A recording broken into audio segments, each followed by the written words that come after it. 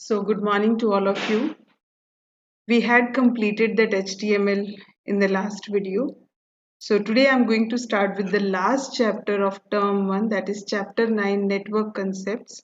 Here we'll learn how networking is done, what are the different types of network, what are the advantages of networking, how many types of networks can be there, and requirements, the hardware requirements for setting up the network.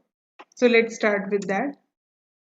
You must have noticed that different types, like banks when they work. SBI's branch in Ranchi, suppose about 4 places is there, and you can use any of the ATMs to withdraw money. So how come your account is updated? Because all those ATMs, all those banks are connected to each other, and their database is stored in one location. So whatever transaction you are doing, it gets updated in one location, and because of that only all the banks, all the connected banks will have the same data with them. Same way we have mobile network, landline telephone network through which we communicate to any person who is anywhere, even in world or in our country. Then we have railway lines, radio networks, television networks. All these are types of networks. So you can see here the examples how these different computers are connected, how these towers are connected so that mobile connectivity is provided.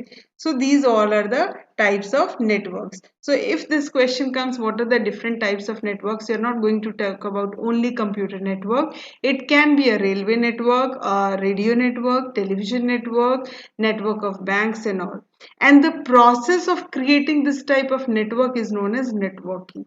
Or in other words, we can say networking refers to the creation of networks. Next is, what is a computer network? As I told, we can have a radio network, a landline network, then we have television network. Same way, we have a computer network where different computers, a number of more than one computer, means more than two computers, are connected together, and there should be some purpose behind this networking or connectivity. So here the purpose, when the computers are connected to each other through a network, the purpose is to share information, to exchange information and share the devices. The information includes the sharing of files, images and songs and so on from one computer to another. So all these computers which are part of a network are known as client network, host, client. All these names are node. These names are given to the computers of a network. But in case the computer is not a part of the network, like we have a computer at home and I'm not using networking, I'm not using internet in that, I'm not connected to any other device, then it will be known as a standalone computer. So in other words, a standalone computer is the one which is not connected to a network. A node is the one which is connected to a computer network. So the computer which is part of the network will be node, and a computer which is not part of the network will be standalone computer. Then what are the advantages? As I told, first advantage, data sharing. In one place data will be stored, and all other computers which are connected, they can have that data in their computer. So they all share the data. Then we have hardware resource sharing. Suppose you have 10 computers in a small lab, and if those computers are not part of a network, you will have to purchase different printers for all those computers. You have to install different DVD writers, DVD players in all the computers. If they are part of a network, a single DVD player, a single printer can be connected to all those computers, so the cost is reduced. Instead of having 10 printers, we can go with only one. Next is storage media sharing. As I told, here the biggest advantage, data sharing. But another, how come data is shared? In a single server, the data is stored. In other computers, you don't have to take separate devices for taking the backup and all. Backup will also be done in a single location, and thus the storage media sharing is accomplished. In a client server environment, data from client computers can be directly stored on the server computer. As I told, server, all the data is there. This practice reduces the form of redundancy, means duplicacy. Suppose you are maintaining database in all 10 computers. In one computer you have updated the data and in 9 computers you haven't done. So the data is duplicated. In one place some other information, in other place some other information. In other means the other way, you save the data in one particular computer and others computers will access the data from there. So whatever updation deletion will be done to that server computer, not to all those 10 computers which are sharing the data. Last advantage is communication through a network. Obviously you all can communicate with other people like instant messaging tools and all.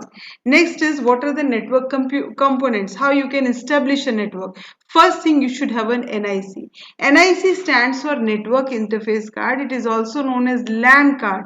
It's a card which will have a circuit where the Ethernet cable can be plugged. You can see in your lab if you will get a chance. If behind every CPU will get a green blinking line, and that is the port of the LAN card, or in the other words, it is the network interface card where the cable for networking will be inserted. So a network interface card is a computer hardware device designed to allow computers to communicate over a network. The NIC contains the electronic circuitry required to communicate using a wired connection, that is the Ethernet cable. You can see this is the Ethernet cable. Okay, and this is the network interface card. This will be inserted behind the, means the port will come out behind the CPU. There the one end of the Ethernet cable will be inserted. Next is Ethernet cable and connectors. An Ethernet cable, twisted pair cable containing 8 wires. So inside here we have 8 wires. It is crimped connectors at both the ends. We have this connectivity Ethernet at both crimp connectors. These are known as crimp. You will push and then insert. Next is what is a modem. Modem is also required to the network components. We know that the data will travel through the telephone networks, and the computer will the telephone networks will carry the data in analog format, but your computer understands in digital format. So to convert the data from analog to digital and digital to analog, we need a modem, and modem stands for modulator and demodulator. Okay, next is a switch. A switch in a computer network connects together other devices. Ethernet cables are plugged into a switch to enable communication between different computers and other network devices. Last one is router. It is used to connect different networks together, different LANs together. It can be a LAN, a WAN to WAN, or LAN to the internet, and the data, and it routes the data packets across the networks. We have now the types of networks. Basically here given only 4, but more are there.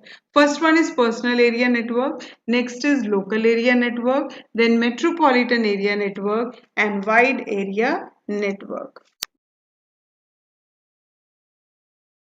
So we have personal area network, local area network, metropolitan area network, and wide area network. In personal area network, you're not part of any means network and all. You have a standalone computer, and through Bluetooth or other connectivity, you have connected so many devices like your TV is connected, your mobile phone is connected, your printer is connected, and any other device which you have connected. So this type of network, which is used by a single person for communication among the computer devices, you have printer, you have headphone, you have earphone, any other device within a few meters only you're using it, then that type of network is known as personal area network. So a personal area network is a computer network which is used by a single person for communication among the computer devices. For example, printers, fax machines, telephones, or scanners are the computer devices used with a PAN. The reach of a pan is few meters only. Typically this is used at home or in small office. Okay, and the connectivity is established through infrared or Bluetooth. Okay, next is we have local area network. There the computer, single computer was there and other devices were connected, but in local area network a number of computers in a small space, in a small office.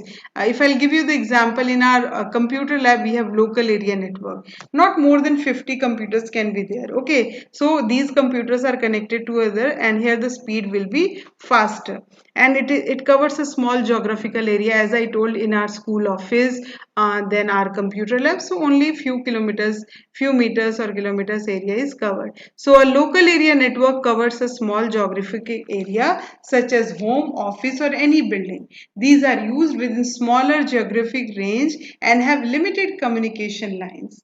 LANs have higher data transfer rate. It is useful for sharing resources like files, printers and other applications. A LAN can be set up using wireless media also. Next we have metropolitan area network. Suppose you have LAN in different cities like in Ranchi, then in Lohardaga, then Daltonganj, and all those networks are connected to each other. Or in other words, we can say in a city, like we have one network in our main building of Kareli school and one through the Dhurva branch.